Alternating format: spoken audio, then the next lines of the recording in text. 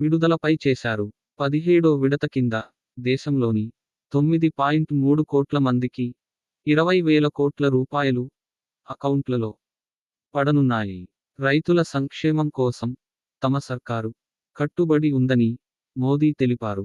అందుకే తొలి సంతకం వారికి సంబంధించిన దస్త్రంపై చేశానని, రానున్న రోజుల్లో మరింత సాయం చేస్తామని వివరించారు. అకౌంట్లోకి డబ్బులు ఎప్పుడంటే పీఎం కిసాన్ సమ్మాన్ నిధి 17వ విడత నిధులు త్వరలో విడుదలయ్యే అవకాశాలున్నాయి. 16 విడతలుగా నిధులు విడుదల చేయగా 17వ విడత నిధులను జూన్ నెల ఈ వారంలో అకౌంట్లో జమ చేయనున్నట్లు సమాచారం.